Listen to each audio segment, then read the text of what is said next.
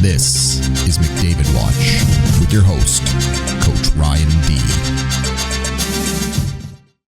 Welcome to the McDavid Watch. I am your host, Coach Ryan D. McDavid versus the Knights. He's at it again, folks. That's another 2 points for Connor McDavid in his game against the Knights. And if you're not counting or watching this series, smash subscribe, smash like if you're an Oilers or McDavid fan. Connor McDavid has now hit 13 points in 5 games. That puts him on a blistering point total of 213 points on an 82-game season. Wowza! This kid is on absolute fire. No goals in this game for him, but 2 big assists. First goal comes from Zach Hyman on the Edmonton Oilers power play, the #1 power play in the NHL. We say it week after week. Connor McDavid dipsy doodles across the slot, absolutely breaking ankles along his way, throws the puck at his net, and then guess what? Zach Hyman is there banging bodies off skates, greasy goals. They end up putting it in. They don't ask you how, they just ask you how many. And even though the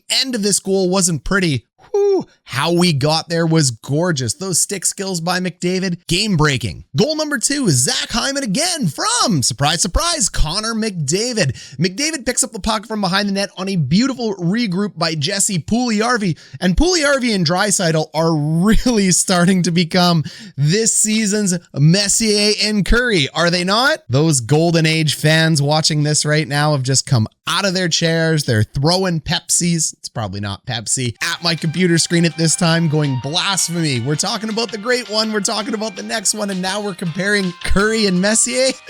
Oh, the McDavid Watch never ceases to entertain. But what else never ceases is Connor McDavid getting points. So Jesse Puljujarvi regrouped to Connor McDavid, who finds Zach Hyman in front of the net for Hyman's second, McDavid's second. Oilers take the Knights 5-3. Because we have a 5-game sample size, which, as we know, isn't a statistical relevant sample size, let's go ahead and create more blasphemy and compare the next one to the great one. Pulling up the point total. There we go. The great one's legendary 215-point season. He had 3 of these, folks. 3 seasons over 200 points, and they were back to back to back. But let's go ahead. Let's put the best one in, 85 and 86. So the great one in 5 games in 85-86 on his 80 games played and 215 points was able to net 11 points in 5 games. That was against the Jets, the Blues, the Islanders, the Bruins, and the Kings. Now the next one, Connor McDavid doesn't actually have a real nickname, and I don't think on any actual national broadcast can they use the term McJesus. It probably wouldn't go over well. So Connor McDavid, the nicknameless one, gets the tag, the great one, and in 21-22, McDavid has 13 points in 5 games over the Canucks, the Flames, the Ducks, the Coyotes, formerly the Jets, that same Jets team that the great one played against, and the Golden Knights.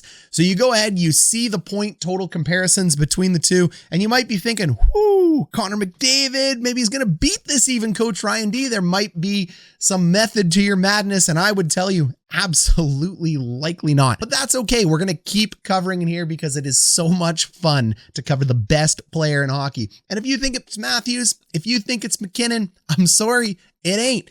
It's McDavid right now. If you want to go ahead and throw guys like Sidney Crosby in there because of cup count, that's totally fair. Crosby's got 3 cups, and Crosby has won all over the world at every level. McDavid's won nothing yet.